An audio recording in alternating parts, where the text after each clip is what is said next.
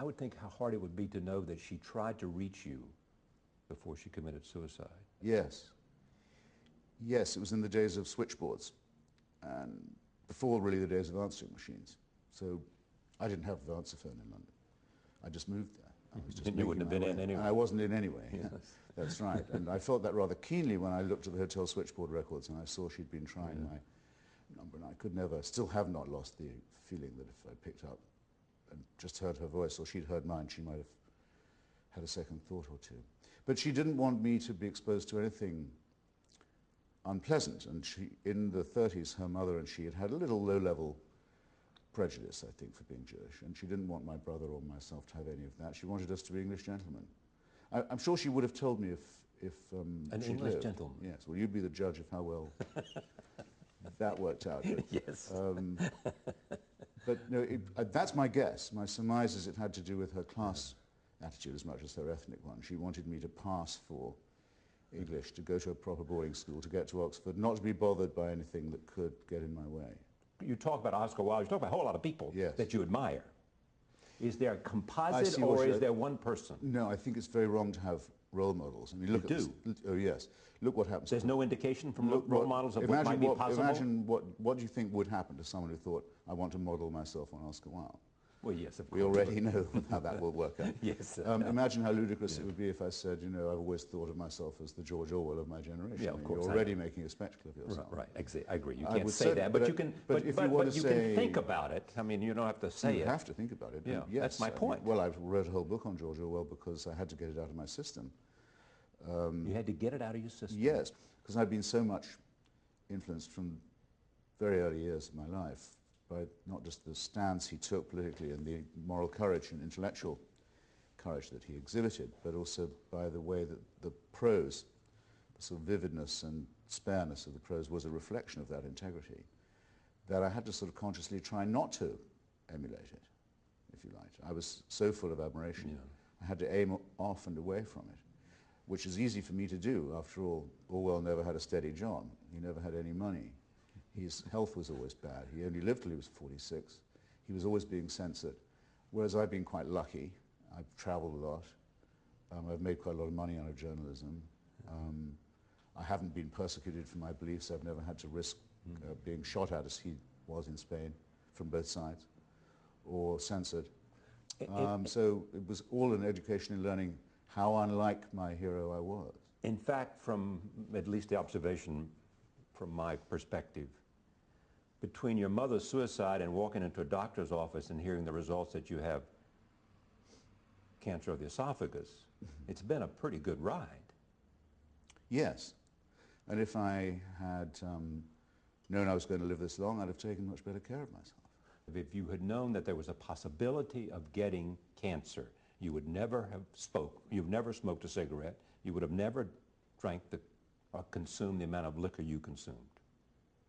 No, I think all the time I've felt that life is a wager, and that I probably was getting more out of leading a bohemian existence as a writer than I would have if I didn't.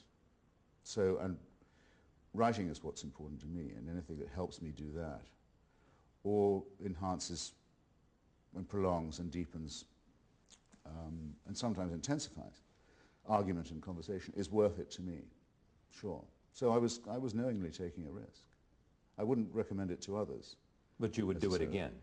Yeah, I think I would. That's the question. Well, I've had to reflect on this, of course, a lot recently, and trying to imagine doing my life differently and not ending up mortally sick.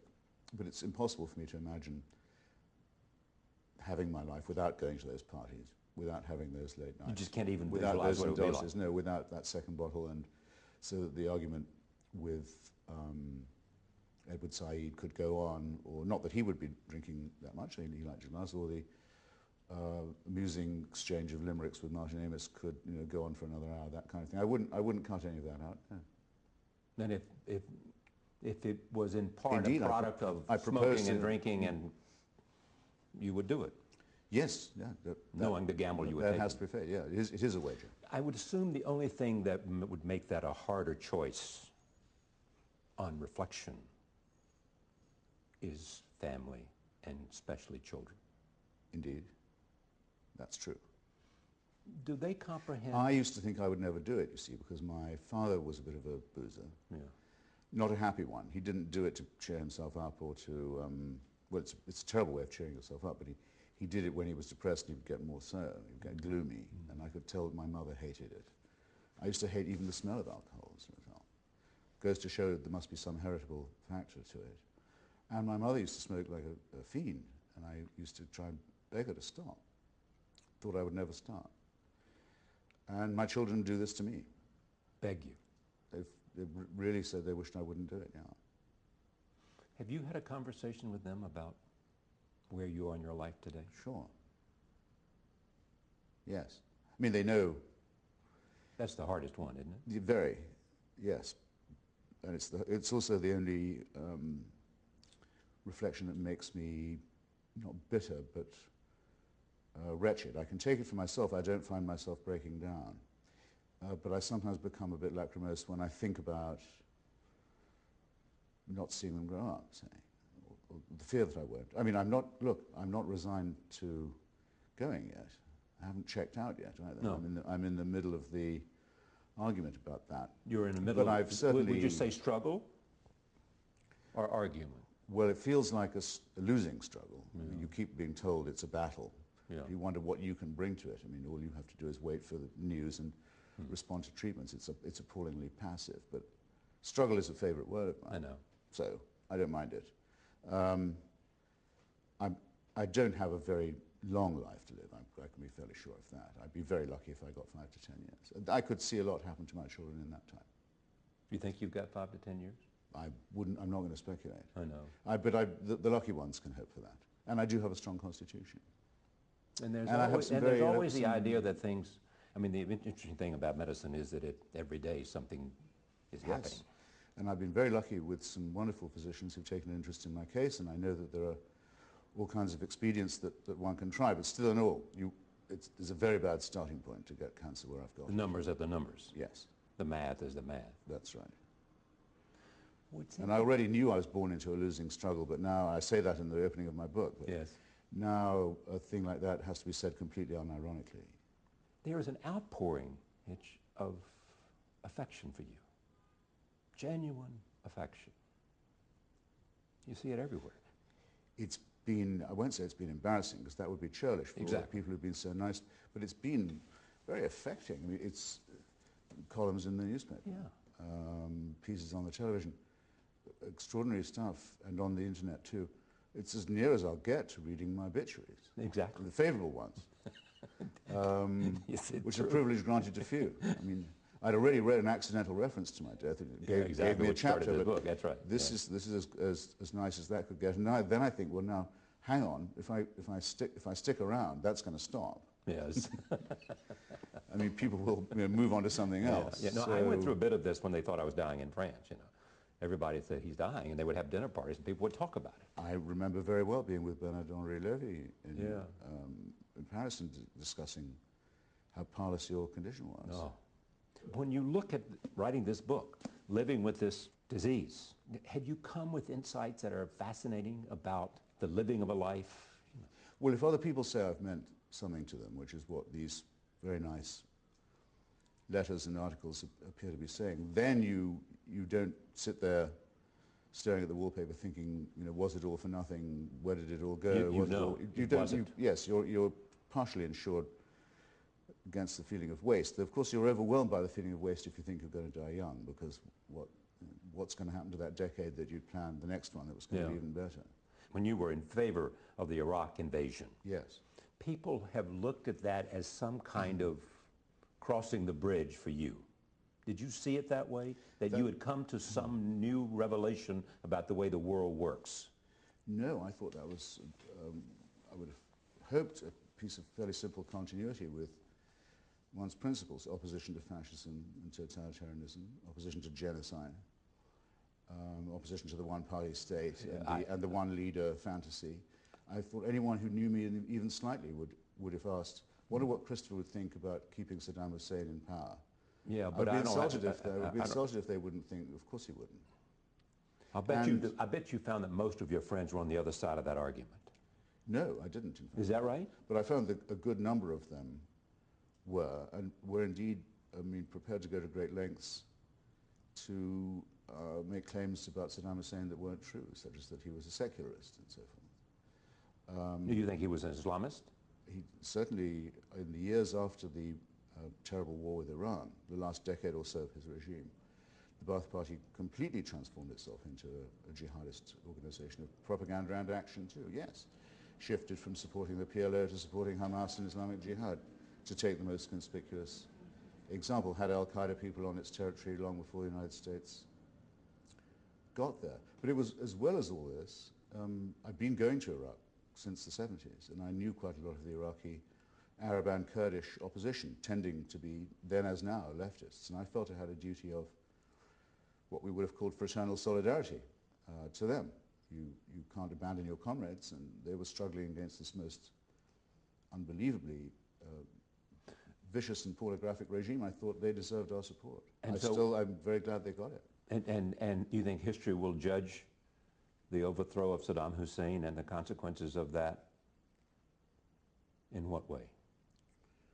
Well, Iraq now has a chance, at any rate, to have a federal constitution where the disputes between its federal constituents, roughly speaking the Sunni, the Shia, and the Kurdish, are solved at an electoral and parliamentary level, to recover control over its own oil resources, to have a free press, to have autonomy for the Kurdish minority, the largest minority in the Arab world, which was subject to a genocidal campaign, very nearly succeeded as little as 15, 20 years ago. Could that have happened without the overthrow of Saddam, and might it have happened in a natural flow of events? And did it come at a cost that was perhaps on balance larger than? The cost is horrifyingly high, and I describe some of this. There's a whole chapter on it in the book. But I think the cost of it comes from having put off the confrontation. I think Saddam Hussein was tolerated in power for far too long. The last year he should have been even considered as possible to leave him in power would have been the year he was thrown out of Kuwait. See, I think the Iraq War should have been taken care of a lot. We would have saved the Iraqi people more than a decade of sanctions, misery, dictatorship. Do you think it would have happened if the Soviet Union had still been strong? That's a very good question. I don't think Saddam Hussein would have invaded Kuwait if the Soviet Union had still been in power. I think they would have stopped him. Well, that was the Gulf War I. That was the first Gulf War. But by analogy. Incidentally, I have a feeling the Soviet Union might even have restrained Milosevic in Bosnia as well. One of the consequences of the end of the Cold War was that a lot of small, vicious local totalitarianisms became suddenly rather more powerful than we had realized they would be. North Korea is another example. So the Soviet Union was exercising some kind of positive influence over these sort of client states? I'd still say negative, but it was a restraining influence. Yeah. A restraining, okay. It was their armorer, it was their paymaster, it was the trainer of their secret police. None of these things were positive, but in return, it didn't expect them to launch mad adventures that upset the international order. Are you convinced, just for a small moment of history, that Saddam, if he'd been not challenged in Kuwait, would have gone all the way into Riyadh?